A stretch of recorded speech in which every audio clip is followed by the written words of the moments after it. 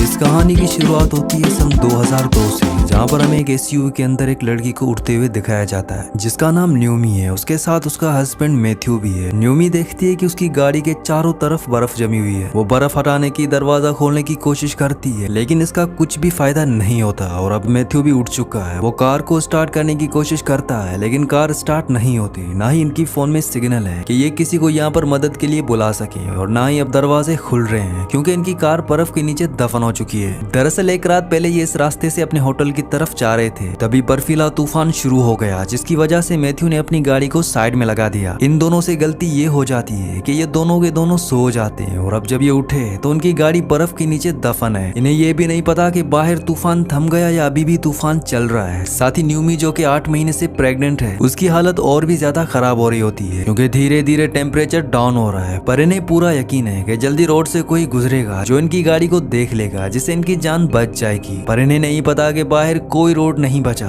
पूरी की पूरी रोड बर्फ से ढक चुकी है। साथ ही तूफान अभी चल रहा होता है। इनके पास खाने की सप्लाई भी होती है, जिसे ये छोटी छोटी मील्स में डिवाइड कर लेते हैं ताकि ये कम से कम खाएं और ज्यादा से ज्यादा वक्त तक चला सकें। अब जब ये अपने खाने की सप्लाई को चेक करते हैं तो उन्हें पता चलता है कि इनके पास सिर्फ 12 दिनों का खाना है और 2 पानी की बोतल्स हैं। हालांकि न्यूमी चाहती है कि ये दोनों के दोनों बाहर निकल जाएं, पर मैथ्यू ऐसा नहीं चाहता क्योंकि उसे नहीं पता कि बाहर की कंडीशन कैसी है। अगर ये गाड़ी के शीशे तोड़कर बाहर चले भी जाएं और आगे कोई जाने का रास्ता नहीं बचा तो ठंड से इन दोनों की मौत हो सकती है। और मैथ्यू इस रिस्क को नहीं लेना चाहता क्योंकि वो अच्छी तरह से जानता है कि उसकी वाइफ प्रेग्नेंट है। अब इन दोनों को इसी तरह से गाड़ी के अंदर 3 दिन गुजर जाते हैं, पर इनके पास से कोई भी नहीं गुजरता। हालांकि इनके पास खाना, पानी और एक कैंडल भी होती है, जिसके सारे इनके 3 दिन आराम से गुजर जाते हैं। हालांकि न्यूमी मैथ्यू से इत्तेफाक नहीं रखती। वो गाड़ी में नहीं रुकना चाहती। वो गाड़ी के शीशे तोड़कर बाहर निकलना चाहती है, पर मैथ्यू की वजह से वो भी गाड़ी में है क्योंकि मैथ्यू से लेकर कोई भी रिस्क नहीं लेना चाहता। इन दोनों के बीच में इस बात पर कई बार आर्ग्यूमेंट भी होते हैं, और अब मैथ्यू कम खाना खाना शुरू कर देता है क्योंकि वो जानता है कि उसकी वाइफ प्रेग्नेंट है, उसे ज्यादा न्यूट्रिएंट्स की जरूरत है। मैथ्यू आगे की सीट पर सो रहा होता है। न्यूमी यहाँ पर कुछ ना कुछ लिखती रहती है, और तभी वो पानी की बोतल से पानी पीकर उसे अच्छी तरह से बंद नहीं करती और आगे रख देती है। तभी मैथ्यू का हाथ लगने से बोतल नीचे गिर जाती है, जिससे बहुत सारा पानी गिर जाता है। इस बात पर मैथ्यू को गुस्सा आता है क्योंकि पानी इनके लिए बहुत कीमती है, इसीलिए वो न्यूमी पर चिल्लाना शुरू कर देता है। पर कुछ ही देर बाद वो न्यूमी से माफी भी मांगता है क्योंकि वो उसकी वाइफ है, वो उसे प्यार करता है, और वो ये भी जानता है कि इस वक्त उसे केयर की जरूरत है। वीडियो में आगे बढ़ने से पहले आप सबसे रिक्वेस्ट है कि मेरे 99% व्यूवर्स वीडियो तो देखते हैं लेकिन चैनल को सब्सक्राइब नहीं करते और ना ही वीडियो को लाइक करते हैं। तो आप सबसे रिक्वेस्ट है कि मेरे चैनल को सब्सक्राइब और वीडियो को लाइक लाजमी से कर दिया करें। अब कुछ देर कार में इसी तरह से गुमसुम बैठने के बाद इन्हें अपनी कार के ऊपर छत पर किसी के पैरों की आवाज आती है, जिससे इनके दिल में उम्मीद जाग उठती है। ये जोर जोर से चिल्लाना शुरू कर देते हैं, पर इनकी आवाज की वजह से वो कदमों की आवाज इनसे दूर जाना शुरू हो जाती है, जिससे ये समझ जाते हैं कि यहाँ पर कोई इंसान नहीं था बल्कि ये कोई जानवर था जो इनकी आवाज सुनकर यहाँ से भाग गया। इनके अंदर जो उम्मीद जागी थी वो टूट गई। मैथ्यू के पास जो कैंडल होती है वो उसे जलाकर साइड विंडो की बर्फ को पिघलाना शुरू कर देता है ताकि इनके पास पीने के लिए पानी इकट्ठा हो सके। उसने ये भी सोच रखा था कि जब इनका खाना खत्म हो जाएगा तो ये बर्फ को खा सकते हैं। अब जब वो साइड की बर्फ को पिघलाता है तो थोड़ी सी विंडो खुल भी जाती है, जिससे उसे बहुत अच्छा लगता है। वहीं पीछे न्यूमी को दिखाया जाता है जो अपनी मोबाइल से खेल रही होती है, और तभी उसका मोबाइल नीचे गिर जाता है, जिससे उसकी बैटरी बाहर निकल जाती है। वो जल्द से अपने मोबाइल को उठाकर उसकी बैटरी को फिट करके मोबाइल को ऑन करती है। मोबाइल ऑन हो जाता है, पर अब साथ में कवरेज भी आ चुकी है, यानी कि वो किसी को भी फोन कर सकते हैं। वो अपने फादर को फोन करती है और कहती है कि हम बर्फ में कहीं फंस चुके हैं, हमें मदद की जरूरत है, मुझे इस लोकेशन के बारे में कुछ भी नहीं पता।